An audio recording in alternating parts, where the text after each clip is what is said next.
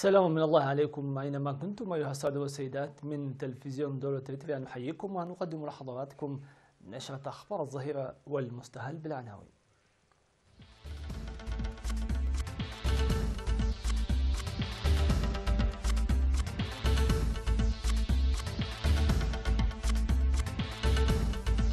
تواصل العمل لشق طريق قرن أسمر. نتائج المرضية لتنمية القدرات البشرية الصحية. ندوة حول تعزيز أخلاق المهنية للتدريس بالمصور. الرئيس الفرنسي يزور ترامب وسيكون بشأن الاتفاق النووي. قتلى وجرحى بحادث دهس في تورونتو الكندية. وزراء خارجية مجموعة السبع ينددون بسلوك روسيا. أهلا بكم للتفاصيل. تجري أعمال شق وتوسعة طريق قرن أصمات الممهد الذي تقوم به شركة سجن للإنشاءات، واكتملت أعمال 102 كيلومتر من الطريق البالغ طوله 120 كيلومتر وصولا إلى ركب بالعمل باتجاهين من مديرية سلعة ومديرية حمل مالو، حيث يعتبر الطريق حيوي تجاريا واقتصاديا. وأفاد سكان مديرية أصمات أن التغيير يظهر مع شق الطريق في الحركة التجارية والنشاط الاجتماعي، مطالبين بجعل عملية ردم الطريق بالتربة المختارة كاملة وليس في مسافات متفاوتة كما هو عليه الآن، وبناء قنوات تصريف المياه للحيلولة دون انجرافه في موسم الأمطار. وأكد حاكم إقليم عنسبة السيد علي محمود لدى تفقد أعمال بناء الطريق أن إدارة الإقليم على استعداد للإيفاء بكل المتطلبات لإنجاز الطريق. في غضون ذلك خصصت شركة حرات للمواصلات العامة حافلة على طريق قرن قرطت بمديرية حلحل منذ 16 من أبريل نتاجا لشق الطريق لتقدم الخدمات يومين في الأسبوع. وأوضح السكان أنهم كانوا يدفعون مبلغ 150 نقفة في رحلة غير ملائمة وغير منتظمة، ويحصلون حاليا على خدمة المواصلات ب 26 نقفة. وتبعد قرطت مسافة 84 كيلومتر إلى الشمال من مدينة قرن. قال المدير الطبي لمستشفى قديفة العمومي الممرض منقس إسحاق أن الاستثمار الكبير الجاري في المجال الصحي يسهم بدور كبير لتطوير المؤسسات الصحية والخدمات المقدمة. وأوضح أن الخدمات الجيدة التي يقدمها مستشفى قديف نتاج للاستثمار الجاري لتنمية القدرات البشرية، حيث تقدم المستشفى حاليا خدمات تحاليل طبية والأشعة السينية وتشخيص السل والإيدس وطب العيون والأسنان. وأشار إلى أن المستشفى يقدم يوميا خدمات علاج الأمراض المعدية وغير المعدية ورعاية الأمومة والطفولة، موضحا عن العمل لبدء خدمات جراحة العيون والولادة المتوقفة حاليا. ودعا العاملون في المستشفى للاهتمام بحملات التعبئة لضمان النظافة لأهميتها الصحية. كما أكد متلقو خدمات المستشفى بأن التوعية الصحية التي يقدمها المستشفى إلى جانب الخدمات الصحية تسهم لرفع الوعي الصحي. ويقدم مستشفى قديفة العموم الخدمات الصحية الخاصة في الفترة المسائية.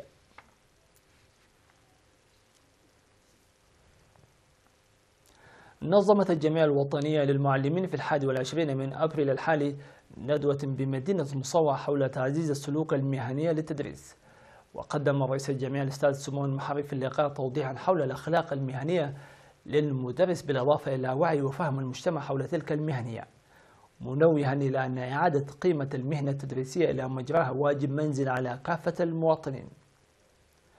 وأوضح مسؤول التعليم في إقليم شمال البحر الأحمر الأستاذ رشيد محمد عثمان بأن تعزيز القدرات الأكاديمية والمنافسة الطلابية ترتكز على الإرادة والأخلاق المهنية للمدرس، مشددا على منح اهتمام أكبر للدورات التأهيلية المنتظمة لرفع مستوى المدرسين بالأكاديمية، بالإضافة إلى الدعم الجاري لتحسين الحياة المعيشية للمدرسين. وقدم فرع الجمعية في الإقليم تقريرا مفصلا حول أنشطته التي جرت خلال 3 سنوات مضت. وألقى مدير مديرية مصوع السيد هيلا أسفه كلمة ذكر فيها الاحترام والتقدير الذي يكنه الشعب الإريتري للمعلم، مؤكدا جاهزية إدارته في إطار المهام الجارية لتحسين المستوى والقدرات التعليمية للقيام بكل ما يطلب منها لتشجيع المعلمين باعتبار الدور الكبير والمساهمة الفعالة للمعلمين. وتضم الجمعية الوطنية للمعلمين في الوقت الحالي أكثر من 17,000 عضو. يقوم سكان مدينة حقات بأنشطة حماية التربة وحفظ المياه ونظافة البيئة.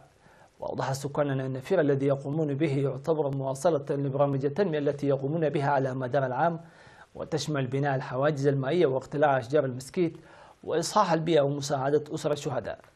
وذكر مسؤول مراقبة القانون والنظام في مدينة حقات السيد زيناو ستيفانوس أن حملة النظافة التي بدأت في شهر يناير ستستمر حتى حلول موسم الأمطار، مؤكدا القيام بأعمال فعالة لمكافحة الملاريا. كما يقوم سكان ضواحي عد عمر وفانا وعد فاكاي ووانجيلي ومناطق أخرى بحملات حماية التربة وحفظ المياه.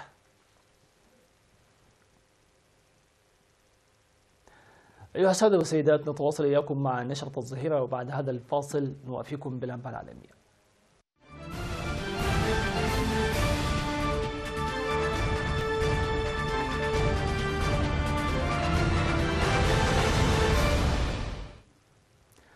بدأ الرئيس الفرنسي إيمانويل ماكرون زيارة دولة للولايات المتحدة تستغرق 3 أيام من المرجح أن تهيمن عليها خلافات مع واشنطن بشأن الاتفاق النووي مع إيران والتجارة.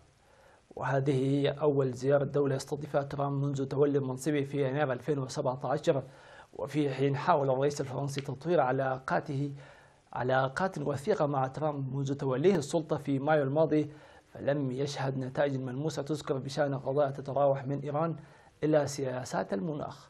وكان الرئيس الفرنسي قال سابقا أنه لا توجد حاليا خطة بديلة لكبح طموحات إيران النووية. كما يريد ماكرون إقناع ترامب باستثناء الدول الأوروبية من الرسوم الجمركية على واردات الصلب تأتي ضمن خطة الرئيس الأمريكي لتقليص العجز التجاري المزمن مع دول عديدة وخاصة الصين. وتأتي زيارته في وقت يشهد قلقا متزايدا في أوروبا بشأن التأثيرات السلبية التي قد يواجهها قطاع التصنيع فيها جراء العقوبات الأمريكية على روسيا. قتل 10 أشخاص وأصيب 15 آخرون بعد أن دهست شاحنة حشد من المشاة في مدينة تورونتو الكندية حسب ما قالت الشرطة. وقالت السلطات أن اسم المشتبه به هو أليك ميناسيان وعمره 25 عاما، وتم إلقاء القبض عليه في مكان الحادث. ووقع الحادث عندما اعتلت الشاحنة حاجز الرصيف ودهست المشاة ثم فرت من الموقع عند تقاطع طرق مزدحم شمالي المدينة الكندية بحسب الشرطة. وشهدت الولايات المتحدة وكندا زيادة في الهجمات باستخدام سيارات في السنوات الأخيرة. وفي أكتوبر 2017 قاد رجل شاحنة على ممر الدراجات في نيويورك وقتل 8 أشخاص. اتحد وزراء خارجية مجموعة الدول الصناعية السبع الكبرى لإدانة روسيا بسبب ما يقولون أنه نمط من السلوك غير المسؤول، ودعوا موسكو إلى المساعدة في حل الصراع في سوريا. واتفق الوزراء على تشكيل مجموعة عمل لدراسة السلوك الضار لروسيا، وقالوا أنهم يعملون على خطة لزيادة التنسيق بهدف التصدي للتدخل الخارجي في الانتخابات. واستهدف الاجتماع الذي يعقد على مدى يومين في تورونتو بكندا الإعداد لقمة زعماء المجموعة في كيبيك في 7 و8 من يونيو المقبل. وخلصت أجهزة المخابرات الأمريكية إلى أن روسيا تدخلت في حملة الانتخابات الرئاسة الأمريكية في 2016، كما ينحى باللائمة أيضا على روسيا في هجوم بإنقاذ أعصاب على جاسوس سابق في بريطانيا الشهر الماضي، وهو ما ندد به بيان المجموعة بشدة، وتنفي موسكو ضلوعها في أي من الواقعتين. ذكرت وكالة أنباء الصين الجديدة الرسمية شانخوا أن الصين أجرت تدريبات بالذخيرة الحية في بحر الصين الشرقي هي الأحدث ضمن سلسلة مناورات عسكرية جوية وبحرية أجرتها على مدى الأيام ال10 الماضية. وقالت شانخوا أن تشكيلة من الطيران الصيني حاملة الطائرات ليوانينغ أجرت تدريبات حربية مضادة للطائرات والقواصات، ولم تحدد الوكالة المكان الذي أجرت فيه التدريبات. ونفذ التشكيل على مدى الأيام ال10 الماضية تدريبات عسكرية في غرب المحيط الهادي وبحر الصين الجنوبي ومضيق تايوان، وهو ما انتقدته تايوان ووصفته بأنه يرقى إلى الترويع. وتقول الصين أن تايوان جزء من أراضيها بموجب سياسة صين واحدة، ولم تتخلى أبدا عن فكرة الاستخدام القوى لاستعادة السيطرة عليها. شكرا لكم على حسن المتابعة والإصغاء، في أمان الله.